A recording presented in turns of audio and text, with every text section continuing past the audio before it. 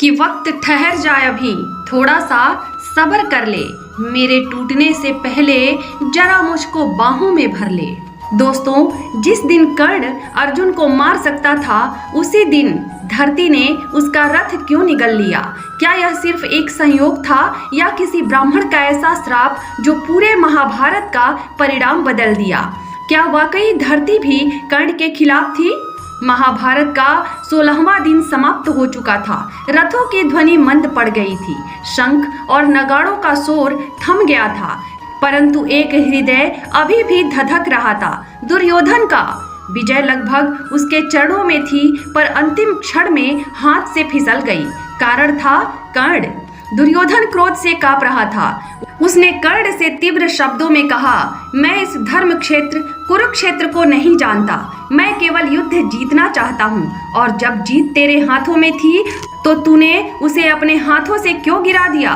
कर्ण शांत था, पर उसकी आंखों में संध्या का रंग उतर आया था। उसने उत्तर दिया, मित्र, जब मेरा बाण अर्जुन की छाती को चीरने चला तभी संध्या हो गई, और मैं नियमों का पालन करता हूँ। मैंने वह बाण नहीं चलाया जो अर्जुन को मृत्यु दे सकता था। लेकिन युद्ध समाप्त नहीं हुआ है। कल फिर राधे यह युद्ध करेगा और वह युद्ध इतिहास सदा याद रखेगा। यह कहकर कर्ण अपने शिविर की ओर चला गया।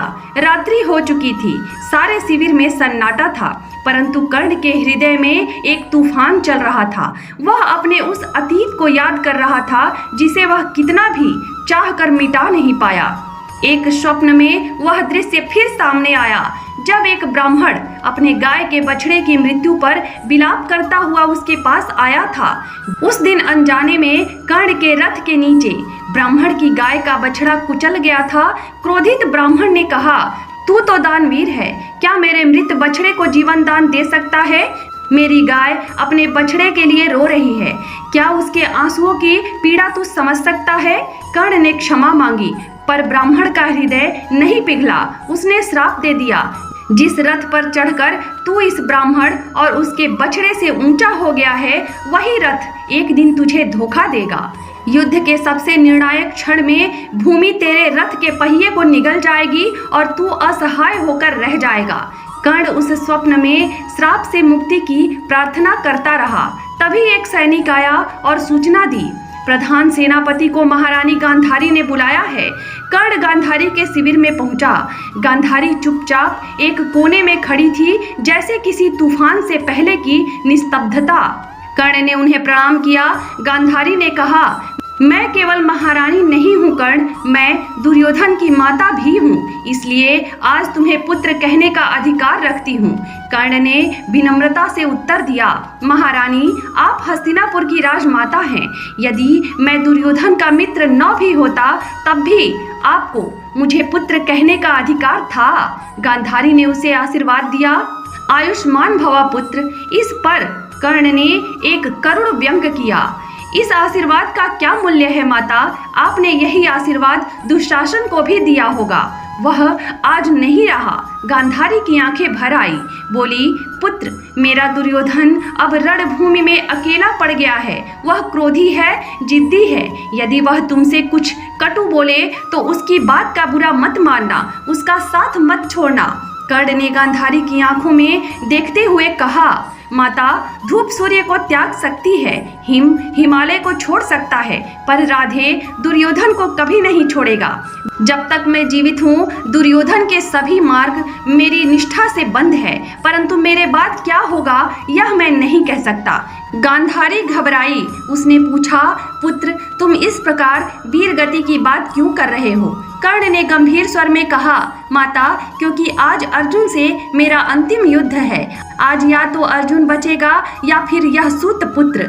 इसके बाद कर्ण ने एक प्रश्न किया जिसने गांधारी को मौन कर दिया, माता, आप किसे आज सूर्यास्त देखने का आशीर्वाद देंगी, मुझे या अर्जुन को? गांधारी चुप रही, फिर धीरे से बोली, मैं दुर्योधन और अर्जुन दोनों को जीवित देखना चाहती हूँ। कर्ण मुस्कुराया, लेकिन वह मुस्कान वेदना से भरी थी। उसने कहा, माता, यह तो संभव नहीं है, पर मेरा प्रश्न यह नहीं था। मैंने पूछा था, आप अर्जुन और मुझ में से किसे जीवित देखना चाहेंगी? गांधारी मौन रही, वह कुछ ना कह सकी।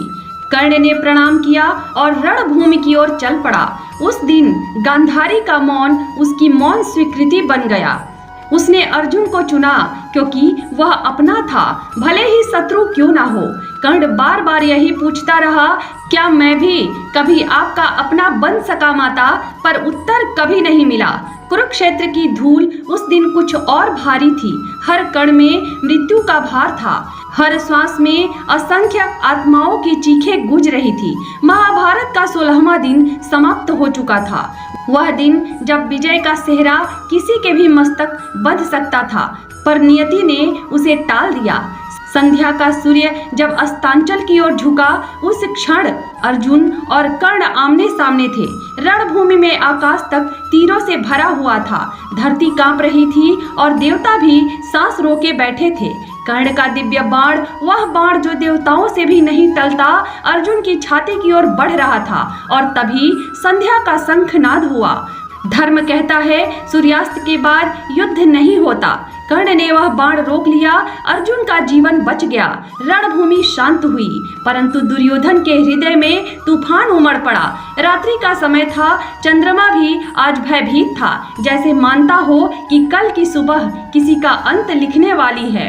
अपने शिविर में खड़े दुर्योधन के चेहरे पर तीव्र क्रोध की लपटें थी। उसके नेत्र अंगारों की तरह धधक रहे थे। जब कर्ण उसके पास पहुंचा, वह फट पड़ा। कर्ण, जब विजय तेरे एक ही बाण की दूरी पर थी, तूने उसे रोक क्यों दिया? क्यों अर्जुन को जीवन दान दिया? क्या यह रणभूमि कोई धर्म सभा है?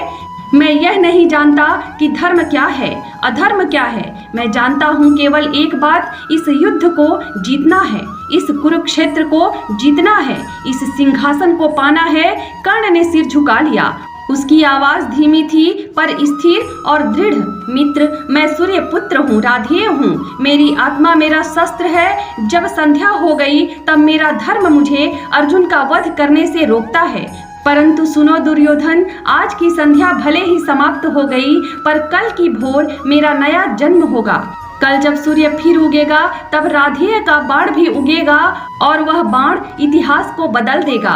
यह कहकर कर्ण अपने शिविर की ओर लौट गया, परंतु उसका मन चुप नहीं था। उस रात कर्ण को नींद नहीं आई। उसने आंखें बंद की, पर अतीत सामने आ खड़ा हुआ। एक श्राप के रूप में वह दृश्य फिर जीवित हो उठा। तभी शिविर में एक सैनिक आया और सूचना दी, प्रधान सेनापति की जय हो। महारानी गांधारी ने संदेश भेजा है, युद्ध से पहले आप उनके शिविर में उपस्थित हो। कर्ण वहां पहुंचा। कर्ण ने प्रणाम किया। कर्ण की आंखें भर आई। वह बोला, माता, आप हस्तिनापुर की राजमाता हैं। इस धरती पर जितने पुत्र हैं वे सब आपके हैं।